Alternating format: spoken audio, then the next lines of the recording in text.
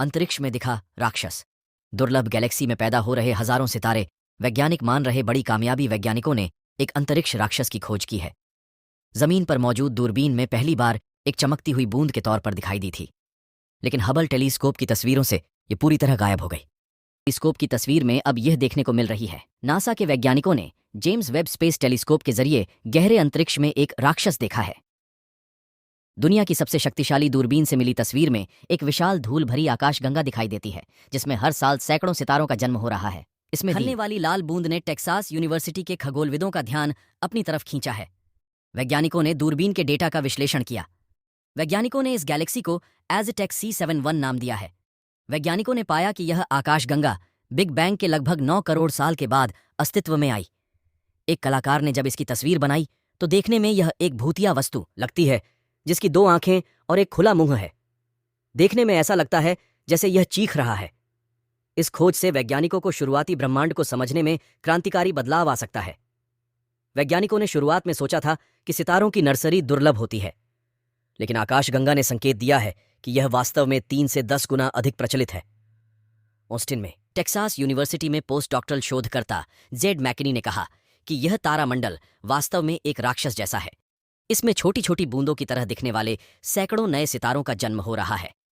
उन्होंने कहा कि हमारी नवीनतम दूरबीन में भी यह चीज बेहद मुश्किल से दिखाई देती है, जो मेरे लिए बेहद रोमांचक है। यह संभावित रूप से हमें बता रहा है कि आकाशगंगाओं की एक पूरी आबादी हमसे छिपी है। मैककिनी और उनकी टीम 10 लाख आकाशगंगाओं की पहचान करने के लक्ष्य के साथ द कॉस्मोस वेब पहल के लिए ब्रह्मांड का चार्ट बनाने के लिए नासा के डेटा का इस्तेमाल कर रही है।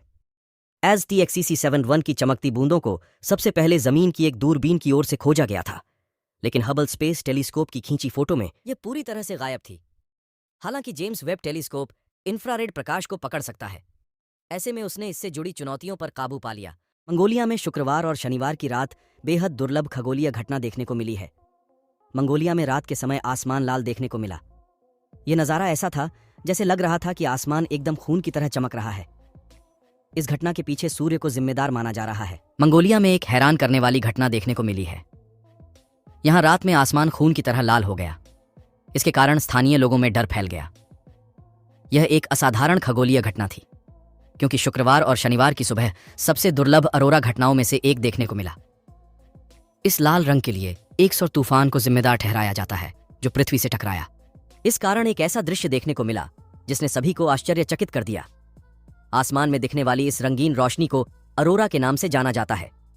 अरोरा आमतौर पर पृथ्वी के ध्रुवों पर दिखाई देते हैं। वहां इनका रंग हरा होता है। हालांकि मंगोलिया में दिखने वाले अरोरा हैरान करने वाले थे।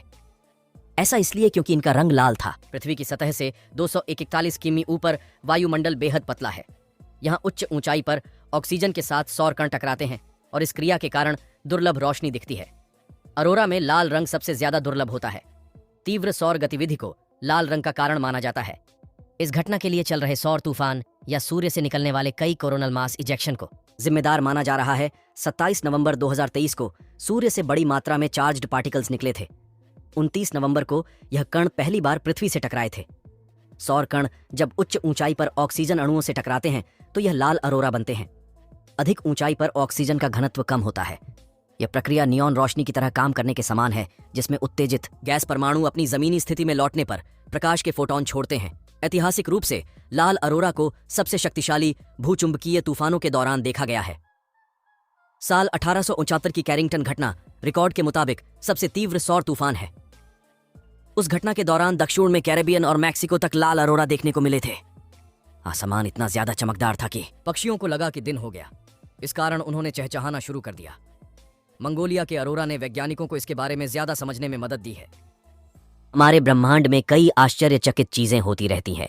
धरती से देखने पर ये तारे टिमटिमाते हुए नजर आते हैं। हालांकि वो पृथ्वी से अरबों किलोमीटर दूर होते हैं, लेकिन इसके बाद भी उनका प्रकाश हमारी आंखों तक पहुंचता है। इसके पीछे वायुमंडल में मौजूद नाइट्रोजन, ऑक्सीजन और अन्य गैसों का मिश्रण होता है। ये चीजें अंतरिक्ष से आने वाले प्रकाश को पृथ्वी पर पहुंचने से पहले विकृत कर देती हैं,